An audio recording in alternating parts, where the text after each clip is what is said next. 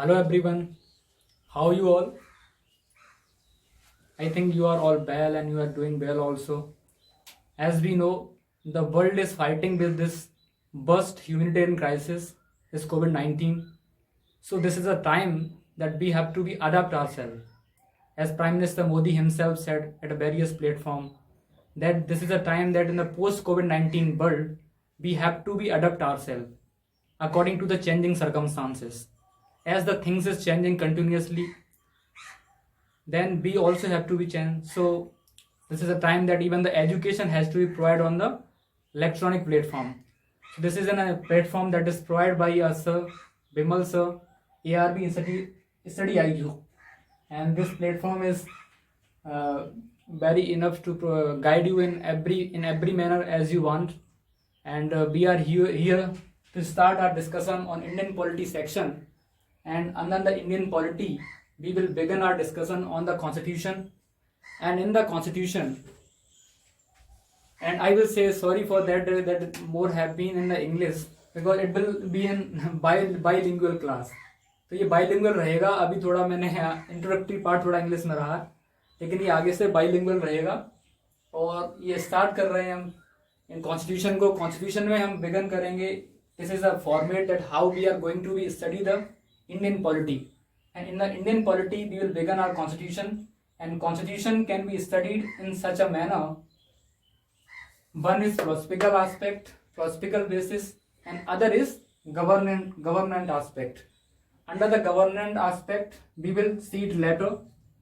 I will start from this philosophical aspect, and in the as far as philosophical aspect is concerned, we are beginning our topic.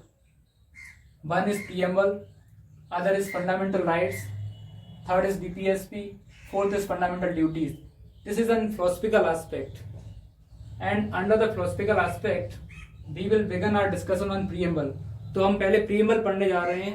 Constitution में philosophical basis पर देखेंगे, then governmental basis देखेंगे. philosophical basis में हम देखते हैं कि preamble है, fundamental rights हैं, DPSPs हैं, directive principle of state policies, and fundamental duties हैं. देन फर्स्ट टॉपिक जो स्टार्ट करने जा रहे हैं वो है preamble. Under the preamble we need to know certain key terms, and we can say the preamble is actually the summary of the constitution, and whole constitution is reflected in the preamble. if you will analyze the preamble, अगर हम preamble को पढ़ते हैं, उसे analysis करते हैं, तो हमें इससे पता चलता है कि प्रीएम्बल जो है वो एक तरीके से समरी है पूरे कॉन्स्टिट्यूशन का. आपको पूरे कॉन्स्टिट्यूशन का इसमें सार मिल जाएगा. आप उठा करके देखेंगे प्रीएम्बल को तो आपको इस तरीके से कुछ की टर्म्स में भी बताऊंगा तो आपको पता चलेगा. ऑलरेडी आप एनालिसिस करेंगे खुद ही कि जो प्रीएम्बल है it is in reflection of our constitution. Constitution को रिफ्लेक्ट करता है एक तरीके से. तो let's begin our topic, let's begin our discussion preamble. शुरुआत करते हैं प्रीएम्बल की. What is the key term in the preamble that we need to be know, and we have to be we need not to mug up the preamble. हमें याद करने कोई रटने की जरूरत नहीं है preamble को. We need to understand certain key terms in the preamble, and if you will understand the key terms, then you will have a better perspective over the preamble. And if you will understand the preamble, you will understand the constitution's aspect. Constitution summary you will easily get.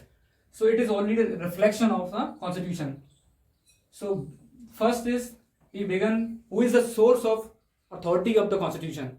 Authority कौन है? Who is an authority of the constitution, कि कौन है? तो जो beginning word अगर हम देखें प्रीएम्बल का, इनिशियल जो वर्ड्स हैं प्रीएम्बल के, they are self explanatory in nature. क्या बोल रहा है वो? We the people of India. Summary के अगर प्रीएम्बल का अगर आप बिगिनिंग के टर्म्स देखेंगे तो प्रीएम्बल बोलती B the people of India. B the people of India means हम भारत के लोग. इसका मतलब क्या है कि ये किसी ने आपके ऊपर इम्पोज नहीं किया है कॉन्स्टिट्यूशन. ये आपने खुद अपने लीडर्स के द्वारा, जिन्हें आपने रिप्रेजेंट किया कॉन्स्टिट्यूएंट असेंबली ने. तो कॉन्स्टिट्यूएंट असेंबली क्या थी? It was a representative of the Indians represent कर रहे थे. वहां पे जो लीडर्स थे वो रिप्रेजेंट कर रहे थे. उन्होंने अपना कॉन्स्टिट्यूशन बनाया है. तो किसी ने सेल्फ इम्पोज है, किसी ने आपको बाहर से इम्पोज नहीं किया है. तो कॉन्स्टिट्यूशन क्या है? B the people of India having solemnly resolved to constitute India into a sovereign, socialist, secular, democratic republic and try to secure all its citizens justice. Justice on the three kind of justice, that is social justice, economic justice and political justice. Then second is liberty. What is liberty? Liberty of thought, expression, belief, faith and worship. And then third part is equality of status and opportunities and fraternity to ensuring the dignity of individual and unity and integrity of the nation. And on this 26th of November 1949, do hereby enact, adopt and give ourselves this constitution. और 26 of January को ये अडप्टिंग date है जिस समय हमारा constitution को adopt किया गया हमारी कॉन्स्टिट्यूएंट असेंबली ने. कौन सा दिन था? 26 of November 1949. Do hereby be enact, adopt and give ourselves this constitution. And it was on 26th of January 1915 this constitution was implemented. This was a date when the constitution was adopted. ये वो date है जब constitution को अपनाया गया and enacted implemented किया गया 26 of January 1959. इस डेट को हम कॉमेमोरेट करते हैं जब पहली बार इंडियन नेशनल कांग्रेस ने लाहौर सेशन में पूर्ण स्वराज की डिमांड को उठाया था. तो ये उस डेट को कॉमेमोरेट करने के लिए हमने 26 ऑफ जनवरी को चूज किया है अपने कॉन्स्टिट्यूशन को इंप्लीमेंट करने के लिए. अब हम समझते हैं कि प्रीएम्बल बताता क्या है वन बाय वन. पहला तो है ये सोर्स ऑफ अथॉरिटी को बता रहा है. ये बता रहा है कि कॉन्स्टिट्यूशन किसने बनाया है. Who is the maker of the constitution? The peoples of India themselves are the maker of the constitution. Bharat के लोगों ने ही ये संविधान बनाया है. ऐसा नहीं है कि ब्रिटिशर्स ने आकर के ब्रिटिशर्स वहां रिप्रेजेंट कर रहे थे कॉन्स्टिट्यूंट असेंबली में. जब फ्रीडम स्ट्रगल हुआ then finally and we won the battle, जब हम बैटल को जीत जाते हैं देन हमारी कैबिनेट मिशंस के द्वारा कॉन्स्टिट्यूंट असेंबली की जो फॉर्मेशन होती है और कॉन्स्टिट्यूंट असेंबली की फॉर्मेशन होती है. कॉन्स्टिट्यूंट असेंबली जो था ना वो इनडायरेक्टली इलेक्टेड पीपल्स थे. अब वहां एक कंट्रोवर्सी आती है कि वही डिबेट है कि वो ट्रूली रिप्रेजेंटेटिव थी क्या, क्योंकि जो इलेक्शंस हुए थे कॉन्स्टिट्यूंट असेंबली के लिए वो प्रोविंशियल जो मेंबर्स थे, प्रोविंशियल असेंबली के जो इलेक्शन हुए थे उसके जो मेंबर्स थे उन मेंबर्स ने चूज किया था members of the constituent assembly. इस वजह से ये एक कंट्रोवर्शियल डिबेट है अमॉन्ग द स्कॉलर्स के बीच में कि भाई ये बताइए कि जो इंडिया का कॉन्स्टिट्यूशन है वो ट्रूली रिप्रेजेंटेटिव है इंडियंस को. तो ये हमें उसकी तरफ नहीं आना है, वो हम बाद में डिस्कस करेंगे. पहले हम बात कर लेते हैं इधर. तो ये सोर्स ऑफ अथॉरिटी दिखाता है कि कहीं किसी ने इम्पोज नहीं किया है. ये पीपल्स ऑफ इंडिया ने देमसेल्फ अपना कॉन्स्टिट्यूशन बनाया है. तो क्या कह रहा है कि हम भारत के लोग having solemnly resolve to constitute, हम कॉन्स्टिट्यूट करना चाह रहे हैं क्या संविधान इंडिया को बनाना चाह रहे हैं कैसा, इनटू एक सॉवरन संप्रभुता वाला देश होना चाहिए. सॉवरन का मतलब होता है there is two type of sovereignty. One is external sovereignty and other is internal sovereignty. Internal sovereignty का मतलब होता है कि we are self dependent to make any law. No one is imposing the law on you. ठीक है, हम अपना खुद का लॉ बनाएंगे. कोई भी सब्जेक्ट पे अपना खुद का लॉ है, कोई हमसे नहीं बोलेगा आकर के तुम क्या कर रहे हो. एक्सटर्नल सॉवरनिटी क्या है? एक्सटर्नल सॉवरनिटी क्या है कि हम किस देश के साथ क्या संबंध रखना चाहते हैं. तो जो इंडिपेंडेंट जो होगी फॉरेन पॉलिसी जो होगी हमारी वो इंडिपेंडेंट होगी. उसमें किसी का कोई इंटरफेरेंस नहीं होगा किसी भी कंट्री का. जैसे कि अब कुछ यहाँ एक डिबेट आती है भाई कॉमनवेल्थ नेशन की मेंबरशिप इंडिया ने ली थी 1949 में. तो क्या इंडिया ने अपनी सॉवरनिटी को लूज किया क्या? इंडिया ने जो अपनी इंडिपेंडेंस फॉरेन पॉलिसी की जो सॉवरनिटी है उसको लूज किया? नहीं, ऐसा नहीं है. बिकॉज ये हमने वॉलंटरली चूज किया था. किसी ने हमारे ऊपर इम्पोज नहीं किया था कि तुम कॉमनवेल्थ नेशन के मेंबर बनिए. हमने खुद से अपनी मर्जी से कॉमनवेल्थ नेशन की क्या ली, मेंबरशिप ली. तो यहाँ सॉवरनिटी लूज नहीं होता है. लेकिन एक यहाँ डिबेट आती है भाई ग्लोबलाइजेशन जब वर्ल्ड है, जहां पे ग्लोबलाइजेशन है, जहां पे बॉर्डरलेस वर्ल्ड की बात करते हैं, तो जैसे WTO है और भी जो इंटरनेशनल इंस्टीट्यूशंस हैं ये अपना खुद का एक लॉ बनाते हैं. IMF जब आपको लोन देती है तो वो कुछ रेस्ट्रिक्शंस लगाती है आपके ऊपर. यहाँ आपको नहीं लगता है कि कहीं ना कहीं हम कहीं लिख नहीं रहे हैं? वैसे सारे देश कहते हैं कि हम सॉवरन हैं, लेकिन कहीं ना कहीं जब ग्लोबलाइजेशन की बात आती है तो देशों की सॉवरनिटी है वो कहीं ना कहीं तो कहीं ना कहीं इस पर डेंट लगा है, कहीं ना कहीं तो वो लूज हो रही है सॉवरेनिटी, एक पल देखें तो। देन आते हैं सोशलिज्म। सोशलिज्म क्या है? जब भी हम बात करते हैं सोशलिज्म की तो लोग कंफ्यूज होते हैं कि भाई socialism, Chinese socialism, communist socialism, Marxist socialism, violent form of socialism की बात करते हैं। लेकिन हम ये कंसीडर नहीं करते कि सोशलिज्म जो इंडियन सोशलिज्म है, इंडिया एक ट्रूली सोशलिस्ट स्टेट है। क्योंकि आप कह सकते हो, क्योंकि अगर प्रियम्बल में आपके लिखा हुआ है, आपके कॉन्स्टिट्यूशन में लिखा हुआ है सोशलिज्म, तो आप कह सकते हो इंडिया सोशलिस्ट स्टेट। लेकिन किस टाइप का सोशलिज्म है? यहाँ गांधीयन सोशलिज्म है। गांधीयन सोशलिज्म कोई वायलेंट फॉर्म ऑफ सोशलिज्म नहीं है कि हम स्टेट को ओवरथ्रो कर देंगे और वहां क्लासलेस स्टेटलेस सोसाइटी बनेगी। यहाँ पे क्या होगा कि हम पीसफुली डेमोक्रेटिक वे में सोशलिज्म को लेकर के आएंगे, वहां वेलफेयर ऑफ स्टेट होगा। Socialism means welfare of the people actually. Then come to the secularism. What is secular? जब आता है कि भाई इंडिया को कॉन्स्टिट्यूट करना है सेकुलर स्टेट, यहाँ एक कंट्रोवर्सी आ जाती है। यहाँ दो स्कूल ऑफ थॉट हैं, एक तो गांधीयन स्कूल ऑफ थॉट है, एक नेहरू स्कूल ऑफ थॉट है। तो नेहरू क्या बोलते हैं? नेहरू का कहना यह था कि भाई equal respect to all the religion, कि सभी रिलीजन्स को बराबर, सभी को बराबर रेस्पेक्ट दी जानी चाहिए स्टेट के द्वारा। गांधी कहते हैं कि को existence of all the religion, सभी रिलीजन का को एग्जिस्टेंस होना चाहिए, सभी रिलीजन साथ साथ रहें, एक दूसरे से टॉलरेट करें, ठीक, कोई कन्फ्लिक्ट नहीं होना चाहिए। ये सेकुलरिज्म है। लेकिन जो सेकुलर जो टर्म है ये इमर्ज हुआ है वेस्टर्न, ये वेस्टर्न वे है। तो वेस्टर्न वे ऑफ लाइफ जो सेकुलरिज्म है, वहां क्या है? There is a total separation of state from the religion. State का कोई रिलीजन नहीं होगा और ना तो स्टेट किसी के रिलीजन में इंटरफेयर करेगा। ये है western way of secularism. Indian way of secularism क्या है? इंडियन वे ऑफ सेकुलरिज्म कहता है कि भैया स्टेट का कोई रिलीजन नहीं होगा। एक्चुअली स्टेट का कोई रिलीजन नहीं होगा, बट स्टेट आपको इक्वली ट्रीट करेगा। जैसे कि आप कुछ चीजें ऐसी हैं, कुछ रिचुअल्स ऐसे होते हैं हमारे रिलीजन में जहां पर हमारा जो स्टेट है वो इंटरफेयर करता है। यहाँ स्टेट इंटरफेयर कर सकता है, लेकिन वेस्ट में क्या है कि स्टेट इंटरफेयर नहीं करेगा रिलीजन में। यहाँ स्टेट इंटरफेयर करेगा और स्टेट आपके ऊपर रेस्ट्रिक्शंस लगाएगा। अगर आपका कोई ऐसे रिचुअल्स हैं, सबरीमाला केस आपने देखा, ठीक है, सुप्रीम कोर्ट ने जजमेंट दिया, सुप्रीम कोर्ट ने, तो उसमें क्या है, स्टेट क्या कर रहा है? स्टेट आपके ऊपर रेस्ट्रिक्शंस लगा रहा है। अगर आप कुछ ऐसे लॉ होते हैं जो कि लिखा हुआ है कि अगर आप पब्लिक ऑर्डर के खिलाफ, हेल्थ के खिलाफ, कुछ ऐसा कुछ अगर आपके रिचुअल से होता है जिससे कि लोगों को नुकसान हो रहा है, आपके किसी धर्म, किसी रिलीजन के कोई ऐसा रिचुअल्स है, ऐसी चीजें प्रैक्टिस फॉलो कर रहे हो आप, जिससे कि किसी अदर कम्युनिटी को लॉस हो रहा है, उसमें कोई नुकसान हो रहा है, ऐसे में आप स्टेट इंटरफेयर कर सकता है। तो ये है Indian way of secularism. Democracy, everyone know what is democracy, ठीक है।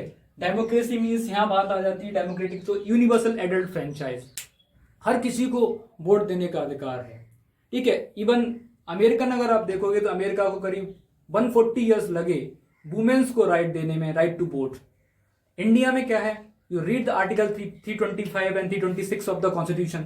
जब आर्टिकल 325 एंड 326 को पढ़ते हैं आप, उसमें क्या है, आपको यूनिवर्सल एडल्ट फ्रेंचाइज एंजॉय कर रहे हैं, that in the parliament election और state legislative election there will be universal adult franchise. Everyone will enjoy the right to vote without any discrimination on the ground of race, religion, caste, and this is all kind of things.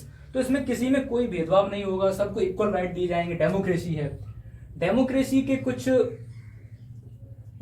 Terms हैं, कुछ like initiative है, कुछ way of democracy, कुछ types of the instrument हैं democracy को achieve करने के लिए। क्या है, इनिशिएटिव है, रेफरेंडम है, प्लेबिसाइट है, रिकॉल है, ये कुछ इनिशिएटिव है डेमोक्रेसी के, ये कुछ इंस्ट्रूमेंट हैं democracy. This is the way to achieve a democratic state. Then come to the republic part. And what is the meaning of the republic actually? Republic का मतलब ये होता है कि जो हेड ऑफ द स्टेट होगा वो एक मोनार्कियल स्टेट नहीं होगा। मोनार्कियल स्टेट मीन्स कोई हेरिडिटरी रूलर नहीं होगा। जो हेड ऑफ स्टेट होगा वो इलेक्टेड वन होगा। Head of state means India की कंडीशन लेते हैं, प्रेसिडेंट ऑफ इंडिया है, president of India elected one है। इलेक्टेड है कि नहीं, इलेक्टेड किया जाता है उन्हें, किसके द्वारा? The members of parliament, members of the state legislative assembly, वो इनमें वोट करते हैं। दो इनडायरेक्ट इलेक्शन होता है, लेकिन क्या है, इलेक्शन हो रहा है। तो जो हेड ऑफ स्टेट होगा वो एक इलेक्टेड वन होगा, न कि एक मोनार्कियल होगा। राजा महाराजा नहीं होंगे, जिसके किसी का राजा का बेटा मर गया वो हेड बन रहा है। नॉर्थ कोरिया क्या है, मोनार्कियल स्टेट है। इंडिया क्या है, रिपब्लिकन स्टेट है। This is the difference. ठीक है. And then come to, so these are the ideals, ये हमारे आइडियल्स हैं जो कि हमें क्या करने हैं, सिक्योर करने हैं. इन आइडियल्स को ऐसा इंडिया को बनाना है, इन आइडियल्स में बदलना है इंडिया को, सोवरन बनाना है, sovereign, socialist, secular, democratic and republic. And come to third part and try to secure all its citizens. और जो भारत के लोग हैं उनकी कुछ एस्पिरेशंस हैं, उन एस्पिरेशंस को अचीव करना है. Like justice.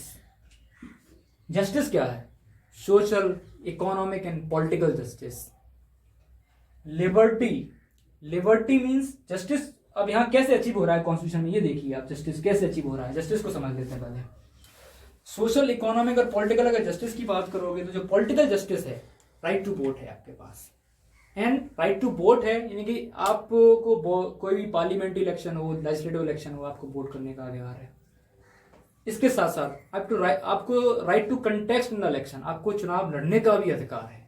चाहे वो पार्लियामेंट्री इलेक्शन हो, चाहे स्टेट लेजिस्लेचर इलेक्शन हो, चाहे लोकल एरिया जो लोकल गवर्नमेंट इलेक्शंस हो, पंचायती राज हो गया, म्यूनिसिपलिटी हो गया, आप उसमें भी आपको वोट करने का अधिकार है, लड़ने का अधिकार है चुनाव. तो ये क्या है? ये होगी पॉलिटिकल जस्टिस.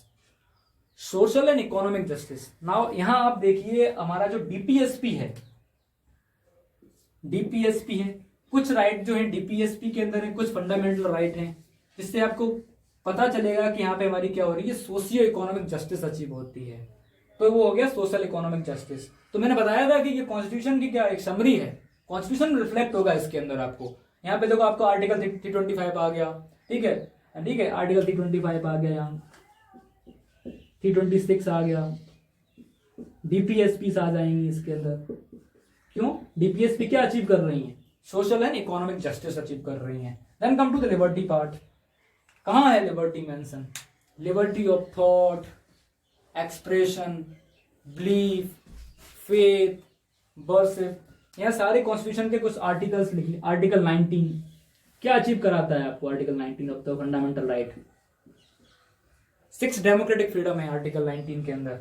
ठीक है, आपको article 19 1 clause, sub clause A, इसमें आपको सब क्लॉज बी, सी, डी, ई, एफ. तो लिबर्टी ऑफ थॉट, एक्सप्रेशन. यहाँ पे फिर आता है liberty of belief. Belief means कि आप किस रिलीजन में बिलीव करते हैं. बिलीव, फेथ, किस रिलीजन में फेथ है आपका, किस गॉड को वर्शिप करते हैं. ये सारे जो राइट्स हैं, ये सारी जो लिबर्टी है आपको अचीव होती है आर्टिकल 25 से लेकर के 28 तक. तो आपको वहां क्या मिल जाएगा? सारा कुछ वहां आपको मिल जाएगा liberty of belief, faith and worship. यहाँ क्या है? Liberty of thought and expression. किसके अंदर? Article 19 clause 1. एंड काफी 6 डेमोक्रेटिक फ्रीडम है यहाँ पे. When we will read the fundamental right, then we will discuss it later on. And this is just we are showing you that how the preamble contain the reflection of the constitution. कैसे ये summary है constitution की, वो आपको एक overview था. Then come to the equality of status and equality of status and opportunities. Article 16 of the constitution. अगर आप article 16 पढ़ेंगे fundamental right, तो आपको clearly कहता है State shall not discriminate on the ground of religion, race, caste, sex, place of birth while providing employment opportunities. जब आपको employment opportunities देगी गवर्नमेंट, तो स्टेट और गवर्नमेंट स्टेट तो कहीं डिस्क्रिमिनेशन नहीं करेगी किसी रेस के ऊपर, लैंग्वेज के ऊपर, रिलीजन के ऊपर, रीजन के ऊपर. तो यहाँ कोई डिस्क्रिमिनेशन नहीं होगा. ये क्या है? ये आपको दिखाता है article equality means article 16 of the constitution और 15 और 16 ऑफ द कॉन्स्टिट्यूशन. ओके, तो ये क्या है? Equality of status and opportunities. Then come to the fraternity part. Fraternity promote करनी है, भाईचारे की भावना होनी चाहिए लोगों के अंदर. ठीक है. And promote dignity. इधर आता है dignity and unity and integrity of the nation.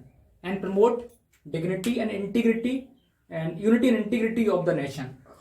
And this part contain the aspirations of the people of India. ये हो गए ideals आपके. ये हो गई आपकी एस्पिरेशंस, जो जस्टिस है, लिबर्टी है, इक्वलिटी है, फ्रेटर्निटी है, एस्पिरेशंस हो गई पीपल्स की। कुछ पीपल्स की एस्पिरेशंस उनको अचीव करना है, एस्पिरेशंस कंटेन करता है ये। And on this 26 of November 1949 do hereby enact, adopt and give ourselves this constitution। और ये 26 of November को when the constitution has been formed और it has been completed, जब ये बन चुका था संविधान, तो कॉन्स्टिट्यूएंट असेंबली ने डिसाइड किया इस डेट को 26 of November 1949 को, और यहाँ क्या कॉन्स्टिट्यूशन को अडॉप्ट किया गया एंड गिव आवरसेल्फ। और हम अपने आप क्या लिख रहे हैं, ये जो ऊपर जो प्लेस ली थी हमने कि B the people of India, वो यहाँ फुलफिल हो रही है। क्या हो रही है फुलफिल? कि हम अडॉप्ट करते हैं और गिव आवरसेल्फ दिस कॉन्स्टिट्यूशन, और अपने आप को ये संविधान देते हैं। This is the part. And Jawaharlal Nehru in the constituent assembly when presented the objective resolution, this objective resolution was discussed in the Constituent Assembly, and later on this was adopted by the Constituent Assembly, and that objective resolution which was presented by the Jawaharlal Nehru, जो objective resolution Jawaharlal Nehru ने present किया, assembly में discussion हुआ, पास हुआ, और उसी को आज हम बोलते हैं क्या? Preamble.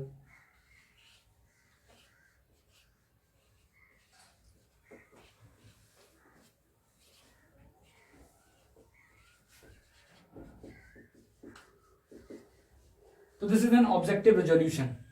Now come to the other part of this preamble. There are two cases of the preamble, that is whether it is in a part of the constitution or not. यहाँ दो केसेस हैं, तो उसमें यह discussion आता है कि preamble संविधान का पार्ट है कि नहीं है। तो यहाँ दो केसेस हैं, एक तो हो गया री बेरूबारी यूनियन केस,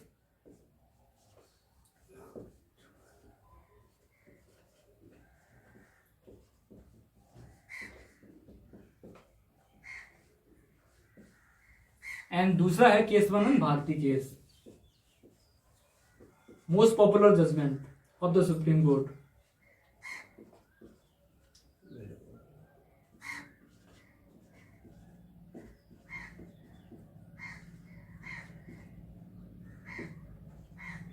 ऐसा कहा जाता है कि इस केस ने हमारे कॉन्स्टिट्यूशन की को पूरी तरीके से ट्रांसफॉर्म कर दिया था एक तरीके से। क्यों? यही वो केस है जहां पे हमने basic structure of the constitution was adopted और was defined, was given by the supreme court. This is a doctrine of basic structure which was given by Supreme Court in this Keswanand Bharati case 1973. We will discuss it later, but first we will know about the Re-Berubari Union case. In the Re-Berubari Union case, about the preamble, Supreme Court held that it is not a part of Indian Constitution, क्योंकि ये Indian constitution का part नहीं है। But later on in the Kesavananda Bharati case, supreme court further held that preamble is part of the Indian constitution. First thing, preamble Bharat के संविधान का part है, पहली चीज, क्योंकि प्रीएम्बल को कॉन्स्टिट्यूएंट असेंबली ने उसी तरीके से अडॉप्ट किया जैसे कि other provisions of the constitution was adopted. जैसे कि और भी कॉन्स्टिट्यूशन के जो अदर प्रोविजंस हैं उनमें डिबेट हुई थी, डिस्कशन हुआ था, उन्हें जिस तरीके से अडॉप्ट किया गया था सेम उसी वे में प्रीएम्बल को अडॉप्ट किया गया। So now it is N a part of constitution. तो प्रीएम्बल क्या है? कॉन्स्टिट्यूशन का क्या है? भी पार्ट है, integral part of the constitution. And supreme court use this preamble in the interpretation of the constitution. Supreme court जब भी कोई कंफ्यूजन क्रिएट होता है किसी भी केसेस में आकर के रिलेटेड टू द कॉन्स्टिट्यूशन, तो वो रेफर करते हैं मैटर को प्रीएम्बल के साथ। वो प्रीएम्बल को प्रीएम्बल को देखते हुए इंटरप्रिटेशन करते हैं कॉन्स्टिट्यूशन का। जब भी सुप्रीम कोर्ट को कंफ्यूजन होता है, they look toward the preamble, तो द प्रीएम्बल की तरफ देखते हैं। क्यों देखते हैं? मैंने बताया कि preamble is a summary of the constitution, it reflect the constitution of India, और ये भारत के संविधान को रिफ्लेक्ट करता है। Now come to other part of this preamble is whether it is an amendable और not. It is an amendable. You know the amendment, 42nd Amendment Act. Everyone knows, also known as the mini Constitution of India. 1976, ठीक है, 64 है, नहीं 1976 I think. तो this 42nd Amendment Act, through this amendment act, this preamble was amended, and in the preamble we are talking here, you will see it, that is there are certain key terms that were added into the preamble through this amendment act. First is socialism. This socialist term was added in 42nd Amendment Act 1976. Then secularism. You can check out, I think 1976 ही है, आप check कर सकते हैं, ये 42nd और 1976 में ही था, ठीक है. And other is integrity. I have note red, यहाँ लिख देता हूँ मैं इंटीग्रिटी. इसमें क्या क्या ऐड किया गया था? एक तो क्या है कि सोशलिज्म, सोशलिस्ट टर्म ऐड किया गया इसके अंदर, secular and integrity, unity and integrity of the nation. Integrity means क्या होता है? एक साइकोलॉजिकल टर्म है कि भाई लोगों को साइकोलॉजिकली इंटीग्रेट करना है पीपल इनटू अ नेशन. क्योंकि एक जब हम इंडिपेंडेंस के लिए लड़ रहे थे तो उसमें लैक ऑफ नेशन दिखा था. लैक ऑफ नेशन मीन्स लोगों के अंदर फीलिंग नहीं है नेशनलिज्म वाली थी. जब फीलिंग इमर्ज हुई then we will be able to achieve the independence, and then we will have to fight with the Britishers together, and we were fighting, everyone was together in this nationalistical movement. So when we began our post independence government, then Jawaharlal Nehru gave a beautiful speech, and he says that one of the major upheaval tasks for us is that not only the social and economic development of the peoples of India, but psychological integration of the people of India. कि लोगों को किस तरीके से एक मुट्ठी में एक बनाना है, इंटीग्रेट करना है, ये साइकोलॉजिकल फीलिंग होती है. This is how we create a nation. ऐसे नेशन क्रिएट होता है. Okay, next part we will start from this fundamental right. This is for today. Okay, thank you. देखो कैसे कहावत